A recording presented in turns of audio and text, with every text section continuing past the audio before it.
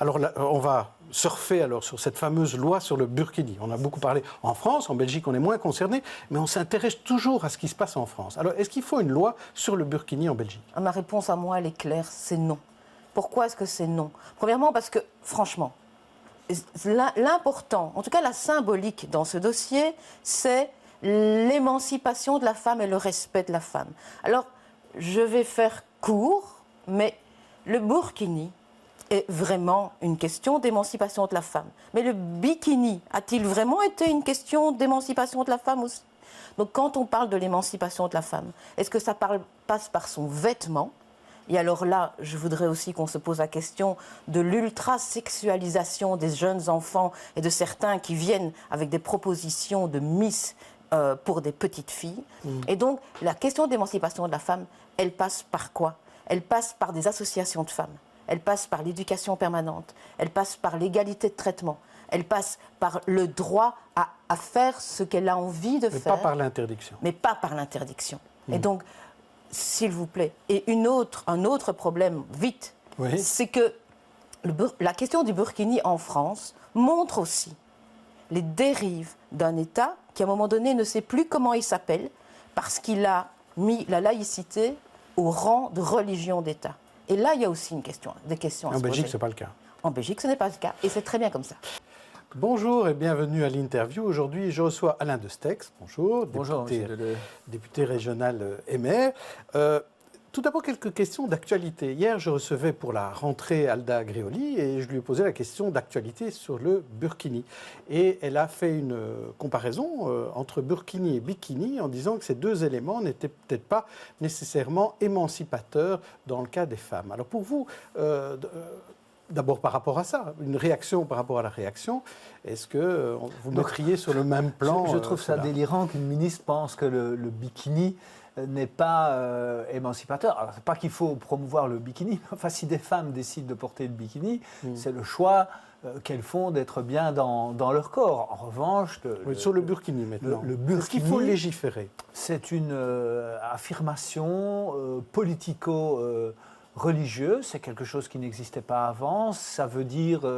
je suis musulmane, et pas seulement musulmane, mais j'appartiens à une frange radicale de l'islam. Donc le port du burkini est hautement condamnable et représente une régression pour le statut des femmes. Je doute d'ailleurs que les femmes choisissent librement de porter le burkini. Ça fait partie d'un ensemble de pressions politiques et sociales dans le milieu. Pour autant, faut-il légiférer? Je ne le crois pas à ce stade.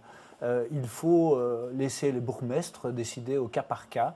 Si des problèmes ponctuels se posent sur certaines plages, des problèmes d'ordre public, on laisse à ce moment-là les bourgmestres décider d'une éventuelle interdiction. Maintenant, il n'est pas exclu que si l'on assiste dans les prochaines années à une prolifération du burkini, qu'il faille envisager une législation, mais je ne pense pas que ce soit le cas à ce stade.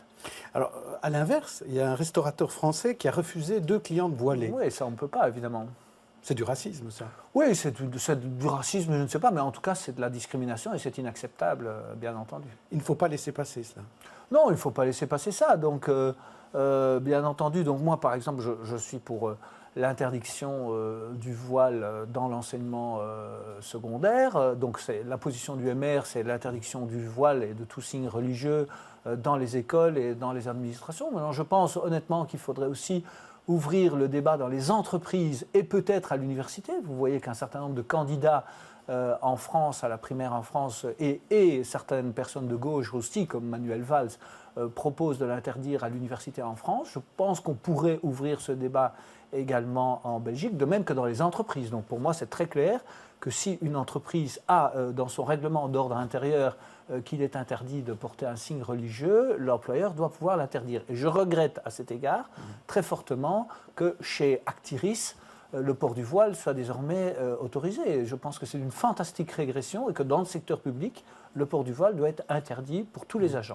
Mais ça veut dire que ça concerne toutes les religions et pas seulement l'islam. Oui, bien entendu, on ne va pas faire des lois pour une religion. Dans l'entreprise, par exemple. Non, pas de kippa dans l'entreprise non plus. Non. Alors, Eliud Di Rupo a déclaré que vous étiez en train de travailler sur les valeurs. Et que doit-on mettre donc dans la Constitution, si on réforme la Constitution, pour améliorer le vivre ensemble? Parce qu'on a l'impression qu'on n'est pas franchement d'accord dans le pays. Hein. Non, ce que je pense, et on est en train de travailler dessus, et le Parti socialiste fera ses propositions prochainement.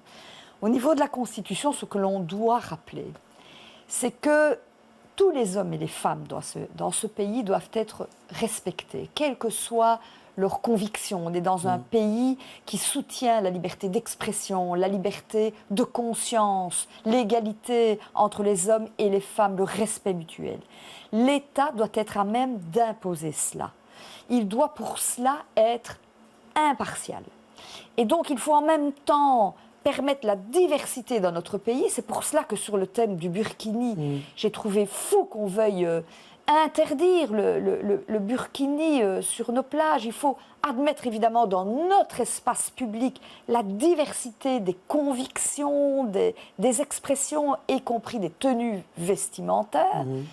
Mais en même temps, l'État doit être impartial et il faut évidemment refuser que des lois religieuses, quelles qu'elles soient, puissent mettre à mal le respect de notre droit positif. Et donc ça, il faut pouvoir le rappeler ces valeurs-là. Alors, qu'est-ce qu'il faut faire? En même temps, changer un peu la Constitution pour être plus ferme à cet égard, mais nous proposons aussi que l'on puisse écrire un préambule, c'est-à-dire un genre de déclaration du citoyen, que chacun puisse s'approprier les valeurs de la Belgique, que l'on puisse en discuter dans le cadre de la démocratie participative, que des hommes, des femmes, des jeunes, de moins jeunes puissent se dire on est fiers de ces valeurs et voilà comment on va les écrire, qu'on les apprenne dans les écoles, mais qu'aussi pour les citoyens qui frappent à nos portes, qui veulent vivre dans notre pays, ils sachent que dans ce pays, voilà les valeurs de liberté, d'égalité, de fraternité que l'on défend. Eh bien, on suivra ce texte, l'évolution de ce texte, et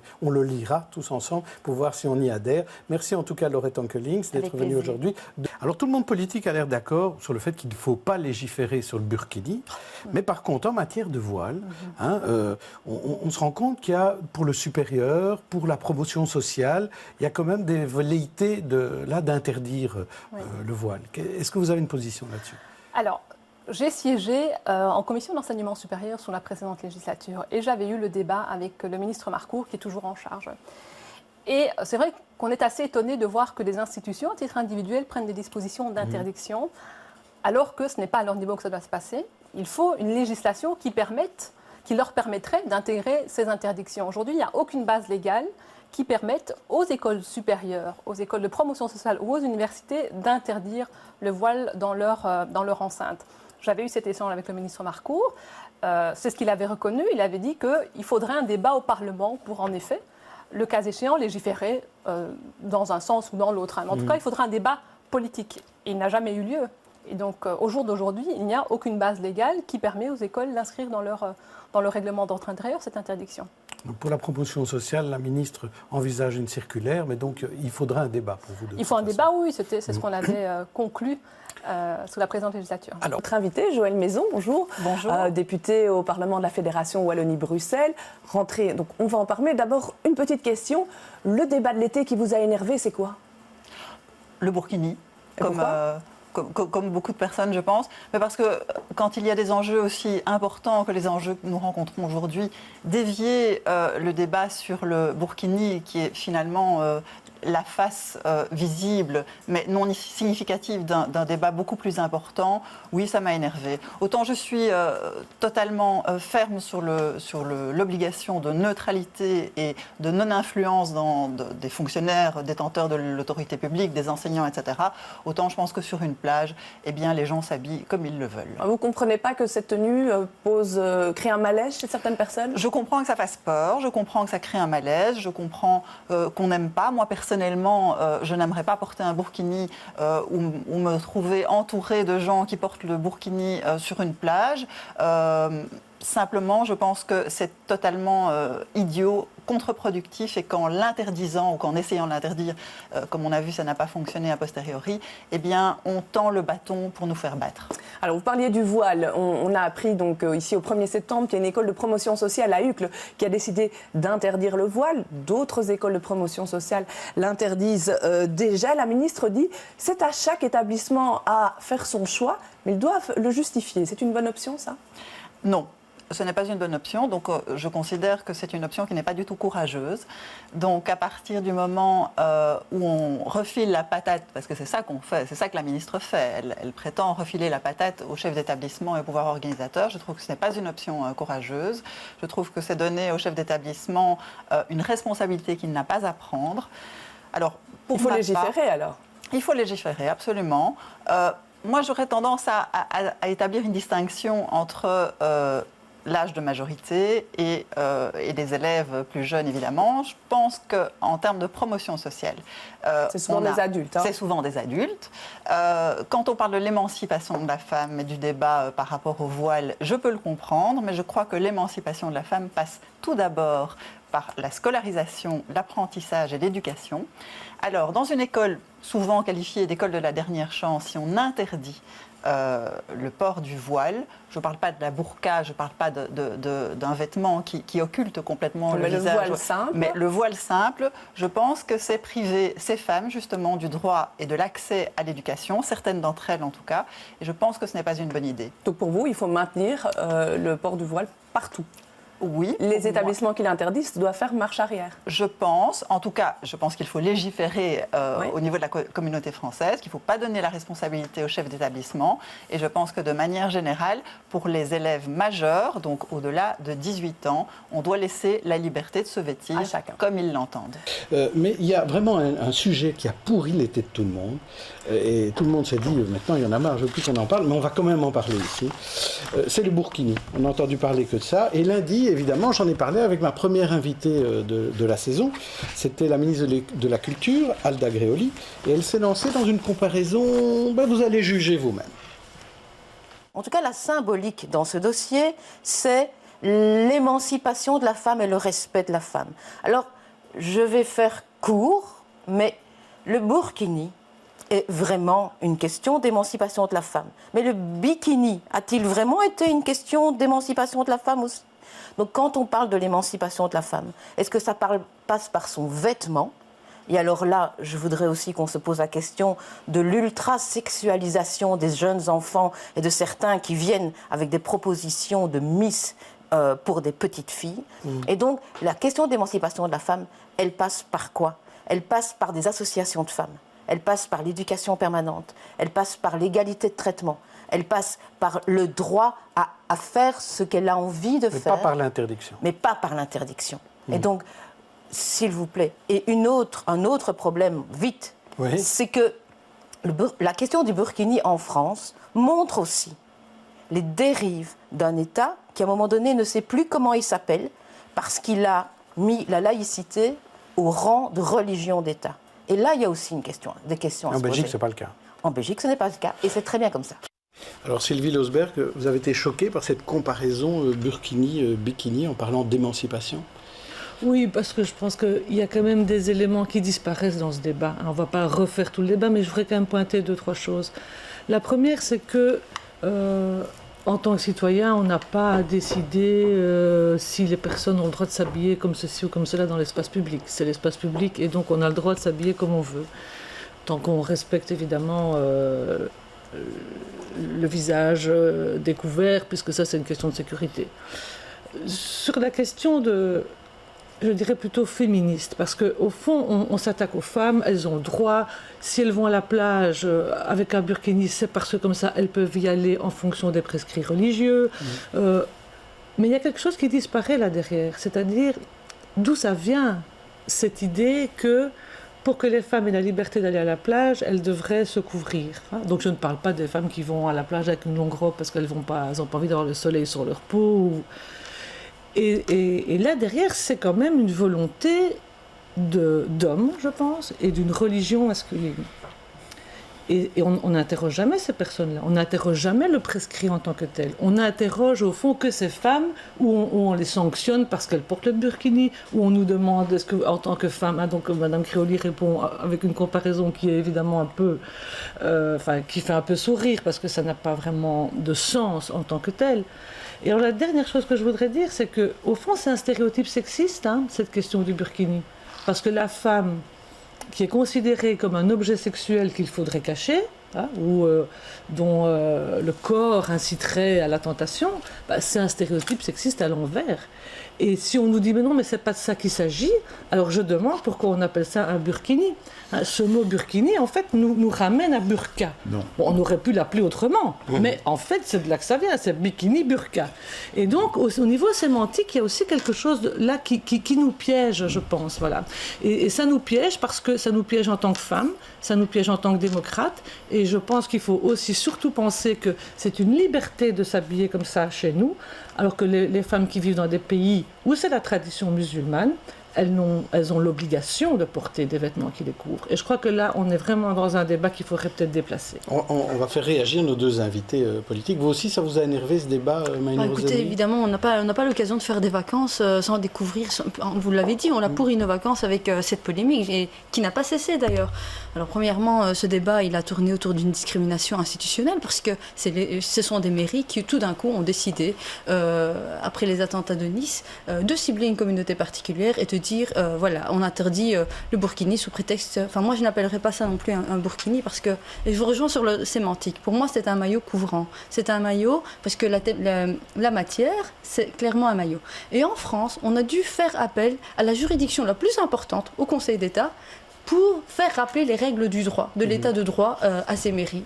Et alors, comme certaines mairies n'étaient pas contentes, on s'est dit, alors on va changer la loi. Alors ça, c'est une polémique complètement négative, complètement discriminante à l'égard d'une communauté particulière. Parce qu'on sait très bien que c'est une communauté que l'on vise. Alors, par rapport à ce qui s'est passé en France, on a vu aussi des policiers. Vous avez vu cette image de la femme là, qui était sur la plage mais c'est une violence symbolique, c'est une violence, quelle humiliation pour cette femme de se faire déshabiller. Alors comme si la police n'avait rien d'autre à faire, on est dans l'état d'urgence en France, elle va vérifier sur les plages qui porte un vêtement plus long ou pas.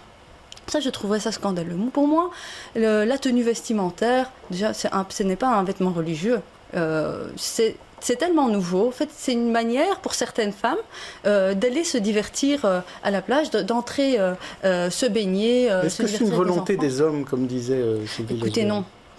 Déjà, la créatrice, c'est une Australienne qui disait que la majorité, 40% de ses clients n'étaient même pas musulmans.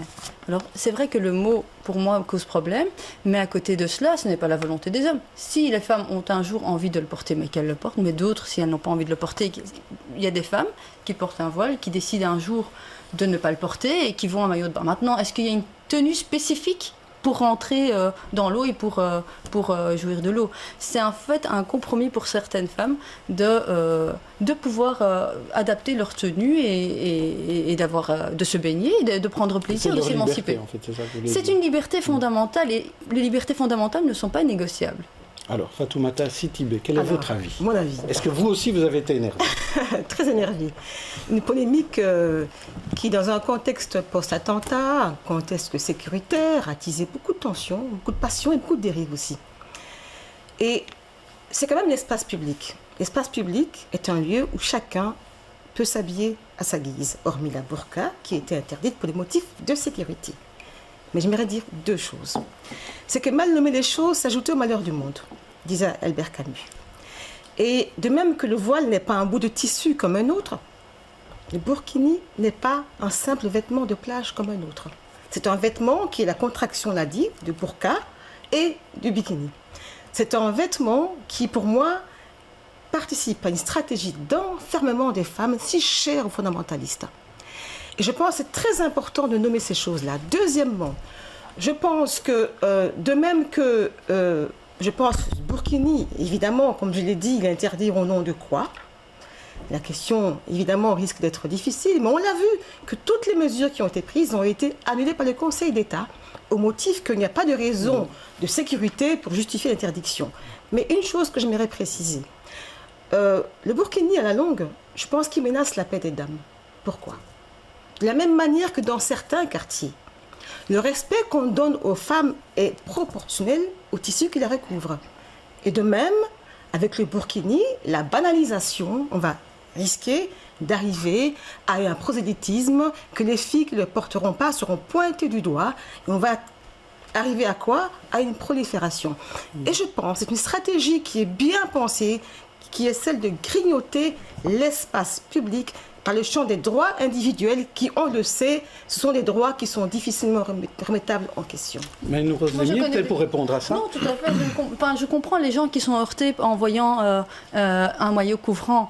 Tout comme une certaine époque... C'est plus large. Je crois que ici, l'idée peut-être d'élargir le débat. Est-ce qu'il y a prosélytisme finalement? Non, pas du tout. Pourquoi est-ce qu'il y aurait prosélytisme Moi, je me battrais pour les libertés. Ici, nous sommes dans un pays de liberté.